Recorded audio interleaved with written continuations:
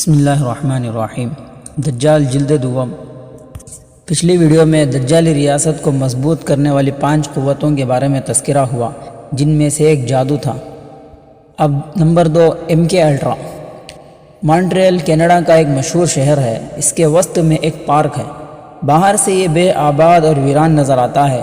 یہ اگرچہ عوامی پارک ہے، لیکن اس کے دروازے عوام پر بند ہیں۔ حیرت انگیز طور پر اس کے گرد باڑ لگا کر اسے غیر ضروری افراد کا داخلہ روکنے کے لیے بالکل بند کر دیا گیا ہے۔ اس پارک کے اندر قدیم طرز کی ایک عمارت ہے۔ باڑ اور درختوں میں گھری ہونے کی بنا پر یہ دور سے اچھی طرح نظر بھی نہیں آتی۔ کوئی جھانک کر دیکھ لے تو اس بوسیدہ اور اجاڑ عمارت پر توجہ نہیں دیتا۔ کینیڈین عوام خود کو تعلیم یافتہ اور معلومات کے لحاظ سے اپ ڈیٹ سمجھتے ہیں، لیکن انہیں علم نہیں کہ ان کے ایک اہم شہر کے وسط میں موجود متروکہ عمارت میں کیا کھیل کھیلا جا رہا ہے۔ امریکہ اور کینیڈا کی حکومتیں خفیہ اداروں اور ان اداروں کے تنخواہ یافتہ شیطانی دماغ رکھنے والے سائنسدان یہاں کیسا گھناؤنا اور خطرناک کھیل کھیل رہے ہیں۔ یہاں کھیلے جانے والے کھیل کا نام MK الٹرا ہے۔ عام طور پر کوئی کھیل کھلاڑی آپس میں کھیلتے ہیں، لیکن یہ کھیل سادہ لوح اجنبیوں کے ساتھ کھیلا جاتا ہے۔ عام طور پر کسی کھیل کو کوچ، مینیجر اور ریفری کھلواتے ہیں، لیکن یہ کھیل ایسا ہے جس کی نگرانی تھنک ٹیکنکس، سائنسدان اور یہودی سرمایہ دار کرتے ہیں۔ رینڈ کارپوریشن جیسا بدنام زمانہ تھنک ٹیکنک اس کھیل کا نگران، ڈیون کیمرون جیسے ذہین یہودی سائنسدان اس کے سوچ، اور راک فلیر جیسا یہودی سرمایہ دار اس کا اسپانسر ہے۔ MK سے مراد مائنڈ کنٹرول ہے۔ M سے مائنڈ اور K سے کنٹرول کے لیے ہے۔ مؤخذ الذکر لفظ کے ہجے جرمن طرز پر کیے گئے ہیں۔ کھیل کے نام اور کام میں مناسبت آپ کے لیے نامانوس نہیں ہونی چاہیے۔ جیسا کہ نام سے ظاہر ہے، اس کھیل میں لوگوں کے ذہنوں سے کھیلا جاتا ہے۔ ان کی مرضی کے بغیر ان کے دماغوں کو مخصوص پیغامات بھیجے جاتے ہیں۔ لہروں اور شعاعوں کے ذریعے تسلسل کے ساتھ بھیجے جانے والے یہ پیغامات لوگوں کے ذہن کو رفتہ رفتہ اپنا معمول بنا لیتے ہیں، اور وہ بے خودی اور خود فراموشی کے عالم میں سوچے سمجھے بغیر وہ سب کچھ کرتے چلے جاتے ہیں جو برادری ان سے کروانا چاہتی ہے۔ مونٹریل میں موجود اس پارک میں مصروف عمل یہودی روحانی ماہرین طبیعت اور ماوراء الطبیعات یعنی جادو اور سائنس کے امتزاج سے اس پروجیکٹ پر کام کر رہے ہیں، جسے MK الٹرا پروجیکٹ کا نام دیا گیا۔ پروجیکٹ کو رینڈ کارپوریشن نامی عالی دماغ یہودیوں کا ادارہ چلا رہا ہے، اور اس کے لیے ڈیون کیمرون جیسا نابغہ روزگار سائنسدان جو یہودیوں کے خفیہ جادوئی علم قبالہ کا ماہر اور ان کی خطرناک روحانی شخصیات جنہیں شیطانی شخصیات کہا جائے تو زیادہ بجا ہے میں سے ایک ہے۔ ڈیون کیمرون کا کوڈ نام ڈاکٹر وائٹ رکھا گیا ہے۔ کوڈ نام کی ضرورت واضح کر رہی ہے کہ اس پروجیکٹ کے پیچھے CIA کے ماہرین بھی اپنا تجربہ اور مہارت لیے کامیابی کے انتظار میں کھڑے ہیں۔ CIA کے سابقہ ڈائریکٹر این ڈیولز اس پارک کے چکر تسلسل سے لگاتے رہے ہیں۔ یہ وہی شخصیت ہے جنہوں نے راک فلیر جیسی مالدار یہودی فیملی کے سرمایہ سے اس پروجیکٹ کے اخراجات پورا کرنے کے لیے بیچ کے آدمی کا کام تندہی سے انجام دیا ہے۔ یہود کو آخر اس پروجیکٹ میں کیا دلچسپی ہے؟ وہ اس پر خطیر رقم کیوں خرچ کر رہے ہیں؟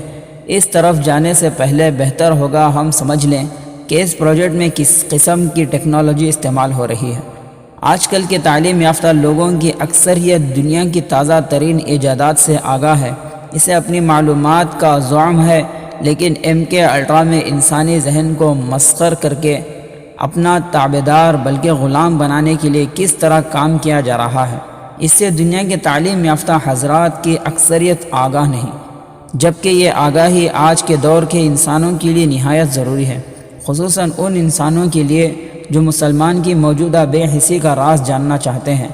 مونٹریل کے اس پارک کے بیچ واقع شیطانی گھر سے ہائی فریکوینسی مائکرو بیمز خارج ہوتی رہتی ہیں۔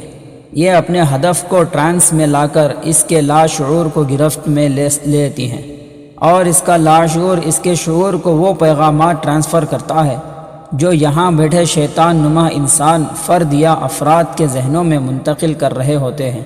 یہ شعاعیں کسی بھی انسان کو الا ماشاء اللہ جس کی اپنی روحانیت مضبوط اور تعلق مع اللہ مستحکم ہو کسی بھی مقصد کے لیے کچھ بھی کرنے پر آمادہ کر سکتی ہے۔ یہ اس پر ایسی مخصوص کیفیت طاری کر دیتی ہیں کہ وہ روبوٹ کی طرح احکام پر عمل کرتا چلا جاتا ہے اور اس کا اپنا ارادہ و اختیار دور کھڑا تہذیب یافتہ انسانوں کی بے بسی اور یہود کی عیاری و مکاری پر افسوس کرتا اور طنزیہ مسکراہٹ بکھیرتا رہتا ہے۔ جو شخص ایک مرتبہ معمول بن جائے وہ سیکرٹ برادرز کے بگ ماسٹرز کے کہنے پر قتل، زنا بالجبر اور کھلے مجمع پر بلا خوف و خطر فائر تک کھول سکتا ہے۔ دنیا میں بہت سے حادثات ہیں جنہیں اتفاقیہ سمجھ کر نظر انداز کر دیا گیا ہے یا نظر انداز کر دیا جاتا ہے، لیکن بغور دیکھا جائے تو وہ اچانک رونما نہیں ہوتے بلکہ ان کے پیچھے انتہائی محتاط اور سائنٹیفک قسم کی منصوبہ بندی پوشیدہ ہوتی ہے، جو واقعے کی ابتدا سے اس کے وقوع پذیر ہونے تک اور وقوع پذیر ہو جانے کے بعد اس کے عواقب و نتائج کو ملحوظ رکھ کر انتہائی باریک بینی اور رد عمل کے متبادل اصول پر کی جاتی ہے۔ بے جانا ہوگا اگر ہم یہاں اس کی ایک دو مثالیں ذکر کر دیں۔ نمبر 1، جان ایف کینیڈی وہ کیتھولک امریکی صدر تھا جو فری میسن نہ تھا، اس سبب برادری اسے ناپسند کرتی تھی۔ جان ایف کینیڈی کا قتل MK الٹرا کی ایک عمدہ مثال ہے۔ اس کے قاتل کو بعد ازاں قتل کر دیا گیا تاکہ انکوائری رک جائے اور فائل بند کر دی جائے۔ بہت سے چشمدید گواہان کا کہنا ہے کہ وہ مسلسل ایک ٹرانس کسی کیفیت میں تھا۔ اگر کینیڈی کو گولی مارنے والا صرف وہی شخص تھا تو پھر کینیڈی کو پہلو کے بل گرنا چاہیے تھا، لیکن ویڈیوز میں صاف نظر آ جاتا ہے کہ وہ پیچھے کی طرف گرا تھا۔ اس کا مطلب ہے کہ اسے سامنے سے گولی ماری گئی اور اس کے آگے کون بیٹھا تھا؟ اس کا اپنا باڈی گارڈ۔ علاوہ ازیں کینیڈی کی کار کے آگے والی کار کو 4 گارڈز گھیرے ہوئے تھے، لیکن اس کی کار کے ساتھ کوئی گارڈ نہیں تھا۔ کیوں؟ CIA کے سابق عہدیدار ہیلمت کا کہنا ہے قاتل اور قتل کا مقدمہ محض ایک ڈرامہ تھا اور اصل کہانی کبھی بتائی یا بے نقاب نہیں کی گئی۔ دوسری مثال جان کینیڈی کے بھائی رابرٹ کینیڈی کی ہے۔ کینیڈی کے قتل کے بعد تمام تر شور کے باوجود کیس ختم کر دیا گیا۔ یہ اقدام عوام اور کینیڈی خاندان کے لیے نہایت پریشان کن تھا۔ اس کے بھائی رابرٹ کینیڈی اور اس کی بیوی جیکلین کینیڈی نے ذمہ داری سنبھالی۔ رابرٹ کینیڈی نے عزم کیا کہ وہ اس سازش کے خلاف کھڑا ہوگا، اپنے بھائی کے قتل کے مقدمے کو انجام تک پہنچائے گا اور مقدمہ کھلی عدالت میں لائے گا۔ اس نے وعدہ کیا کہ وہ بھائی کے قتل کی تحقیقات کو از سر نو شروع کرائے گا۔ اس نعرے نے اسے زبردست مقبولیت دی اور اگلے صدارتی انتخابات میں اس کے جیتنے کے امکانات قوی ہو گئے، لیکن برادرز کے ایجنڈے میں یہ چیز شامل ہی نہیں تھی۔ ان کے پاس ایک ہی راستہ رہ گیا کہ وہ رابرٹ سے جان چھڑا لیں، چنانچہ رابرٹ بھی قتل ہو گیا۔ اس کے قتل کا شبہ سرحان یعنی تنہا پاگل لون نٹر پر کیا گیا۔ 5 جون 1967 کو سرحان نے رابرٹ کینیڈی پر فائل کھول دیا، جس سے رابرٹ کینیڈی کی موت واقع ہو گئی۔ تفتیش کے مطابق دیوار پر گولیوں کے نشانات سے ثابت ہوتا ہے کہ وہاں سرحان کے علاوہ بھی کسی نے فائرنگ کی تھی، کیونکہ سرحان کی گن میں پائی جانے والی گولیوں کی تعداد سے زیادہ گولیوں کے نشانات موجود تھے۔ باقی گولیاں کس نے چلائیں؟ تمام ثبوت اور شواہد پولیس نے ضبط کر لیے۔ ایک فوٹوگرافر نے وقوع کے بعد تصاویر کھینچی تھی، وہ بھی پولیس نے قبضے میں لے لی۔ جب پولیس پر عوامی دباؤ بڑھا کہ تصاویر شائع کرے تو مجبوراً تیار ہو گئی، لیکن ہوا کیا؟ پریس جاتے ہوئے راستے میں پولیس کار سے تصادم چوری کر لی گئی۔ واہ واہ، ہے نا مزے کی بات۔ برادری کی کارروائیاں اسی طرح ہوتی ہیں۔ نمبر 3، MK الٹرا کی تیسری بڑی مثال جان لینن کے مشہور قتل کی ہے۔ اس کے قاتل نے اسے اتنا آسان لیا کہ لینن کو قتل کرنے کے بعد وہ سڑک کی دوسری طرف کھڑا ہو گیا، کیچر ان دا رائے نامی کتاب پڑھنے میں مصروف ہو گیا، تاکہ بلڈنگ کے گارڈ کو اتنا وقت مل جائے کہ وہ عمارت سے باہر فون باکس پر آ کر پولیس کو مطلع کر سکے۔ تعجب ہے کہ قاتل نے جائے وقوع سے کوئی حرکت نہ کی اور اطمینان سے اپنی گرفتاری کا انتظار کرتا رہا۔ کیا وہ ایک اور تنہا پاگل یعنی لون نٹر تھا؟ لینن کے بیٹے کو 100% یقین تھا کہ یہ CIA کا کام ہے، البتہ اسے یہ علم نہیں تھا کہ CIA کے پیچھے کون تھا۔ اس حقیقت کو افسانے میں بدلنے کے لیے ہالی ووڈ نے ایک فلم اسی واقعے کے حوالے سے بنائی۔ اس کے کرداروں میں سے میل گبسن اور جولیا رابرٹ جیسے مہنگے اور مشہور اداکار تھے۔ فلم کا نام کانسپرس تھیوری رکھا گیا۔ ہالی ووڈ دراصل برین واشنگ یعنی ذہنی تخریب کرنے والا جدید ترین آلہ اور ذریعہ ہے۔ جو لوگ سمجھتے ہیں کہ لوگوں کی آواز اور حقیقت کی عکاس ہے، وہ غلطی پر ہے۔ ہالی ووڈ فری میسنری کی آواز اور اس کے مقاصد کی عکاسی ہے، اور ٹھیک اس وقت سے ہے جب امریکی فلمی صنعت کے بانی ڈیوڈ ڈبلیو گرفت نے the birth of a nation 1915 عیسوی میں بنائی تھی۔ اس کے بعد سے میڈونا اور مائیکل جیکسن تک یہی صورتحال ہے۔ کوئی مائی کا لال نہیں جو یہودی پروڈیوسروں اور سرمایہ کاروں کو خوش کیے بغیر اس آزاد خیال ادارے میں ترقی کا سوچ بھی سکے۔ یہاں ان سب کی فہرست دینے کا موقع نہیں، لیکن قارئین کو یہ بتانا ضروری تھا کہ ہالی ووڈ پر غلبہ رکھنے والے کون لوگ ہیں۔ ہالی ووڈ زیادہ ہالی یعنی پاک نہیں ہے، بلکہ بالکل بھی نہیں۔ در حقیقت برادری تفریح کو طویل عرصے سے استعمال کر رہی ہے۔ یہ ہر دور کے بڑے بڑے نامور فنکاروں کی سرپرست تھی، اور اس نے ان کو جی بھر کے استعمال کیا ہے۔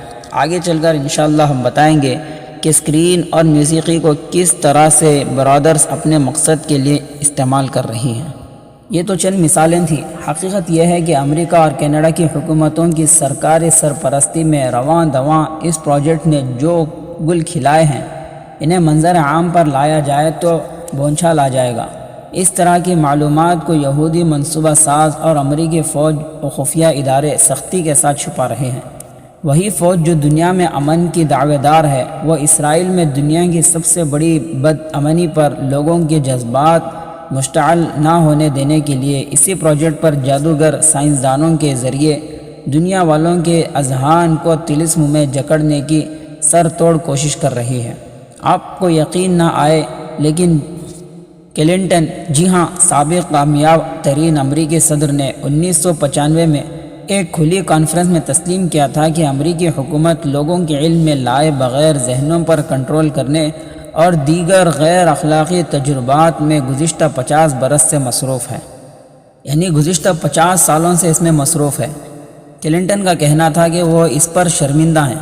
ہمیں ان کی اس معذرت کی سچائی پر یقین کر لینا چاہیے، لیکن ہمیں اس یقین کے بعد یہ سوچنا ہوگا کہ اس شرم میں گزشتہ 15 سال 1995 عیسوی تا 2009 عیسوی کے دوران ان شرمناک غیر اخلاقی تجربات کا دائرہ کہاں تک پھیل چکا ہوگا۔ اپنے ارد گرد دیکھیے، بے حسی اور مردنی کا شکار کھوئے مسلمانوں کا شرمناک جمود ہمیں کیا کہانی سناتا ہے۔ امریکی صدر کے اس اعتراف کے بعد کینیڈا کے متروکہ پارک میں جاری شیطانی کھیل کے نگراں حکام مشکل میں پڑ گئے تھے۔ خبر آئی تھی کہ اس اعتراف کے بعد MK الٹرا پروجیکٹ کے ذمہ داران اسے منظر عام پر لانے کے لیے کاغذات کی چھانٹی کر رہے ہیں۔ یہ بڑی خوبصورت اصطلاح تھی۔ یوں کہہ لیجیے کہ یہ طے کیا جا رہا تھا کہ سادہ لوح امریکی عوام کو کون سی بات بتائی جائے اور کون سی لپیٹ لی جائے۔ پھر یہ بیان بھی آیا کہ اس پروجیکٹ کو ختم کیا جا رہا ہے۔ ذرا دیر کے لیے ہم تسلیم کر لیتے کہ تقریباً گزشتہ 65 برس سے جاری یہ پروجیکٹ، جس پر بلا مبالغہ کروڑوں اربوں ڈالر خرچ ہو چکے ہیں، مریل سے احتجاج پر ختم کر دیا گیا ہے۔ ہم اسے تسلیم کر لیتے ہیں، لیکن کیا لوگوں کے ذہنوں کو بدلنے اور انہیں دجالی پیغامات کا تابع اور معمول بنانے کے لیے یہی ایک طریق کار تھا جسے ختم کرنے سے یہودی سامری سائنسدانوں کے ہاتھوں ستائی ہوئی سادہ لوح دنیا دجال کے طلسمی چکر سے نکل جائے گی؟ نہیں، بات اتنی سی نہیں، اس سے کہیں آگے کی ہے، اور یقینی طور سے چند اور جال ایسے بھی ہیں جو ہمارے گرد چند حرام چیزوں کے استعمال کی عادت ڈلوانے کے دوران تانے جا چکے ہیں۔ علماء کرام منع کرتے رہے، لیکن ہماری منچلیں، جیالے اور روشن خیال رہنماؤں نے قوم کو ان کے گرداب میں پھنسا کر چھوڑ دیا، اور آج نئی نسل کے مسخ شدہ ذہن اپنی شناخت تک بھولتے جا رہے ہیں۔